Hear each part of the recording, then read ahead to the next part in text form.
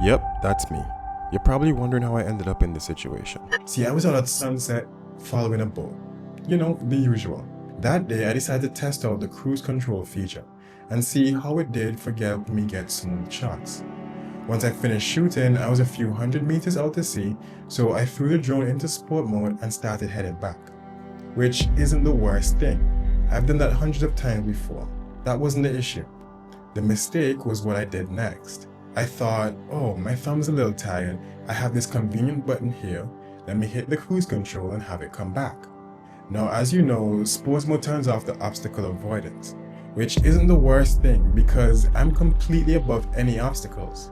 Remember, this isn't my first time, but as I tapped the cruise control, what I didn't realize is my thumb, which was resting on the left stick, was probably pulling it down very slightly. Which isn't the worst thing, it's just that down input across a few hundred meters adds up. The red flags didn't go up and the sirens didn't go off because I was simply adding another step to an already familiar process. And then, happily, I crashed into a very forgiving tree. It only caused this part of the gimbal to pop out and the arms folded back on impact so they didn't break. But this isn't going to be a tutorial on how to find the best trees to crash into. Actually, drop a comment if you want that video. So why did it happen? Well, on the Mini 5 Pro, cruise control is a lot more powerful and accessible than it used to be. You Mini 4 pads probably already learned this, but I jumped from the 3 to the 5, so now I'm learning all this stuff for the first time. On the Mini 3 Pro, cruise control was buried in the hyperlapse feature, but now on the 5, I can turn it on while flying in any mode. Here's how to set it up. You have to go to your settings and map it to a button. I use the C2 button on the back of the controller. Once it's active, it captures and maintains every stick position and gimbal movement. But here's the problem, and the reason I'm currently looking for spare gimbal pads. The Mini 5 Pro allows you to modify and layer inputs. So if you push the right stick forward and tap C2, you begin to cruise.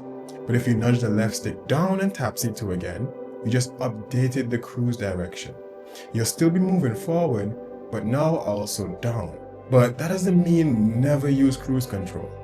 That layering technique is extremely useful for long cinematic orbits or complex gimbal maneuvers like these. But if you're using it in sport mode just to get home and make it a little easier for yourself, make sure you're doing these two things.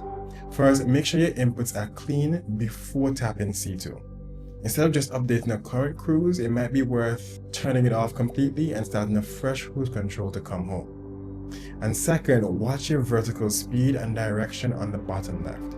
If it's not at 0, then you're either rising or falling. And that's how you end up flying into a tree at 40 miles per hour. Basically inventing a really expensive single-use hedge trimmer. Which surprisingly isn't the worst thing, because if I missed the tree, I would turn the hedge trimmer into a submarine.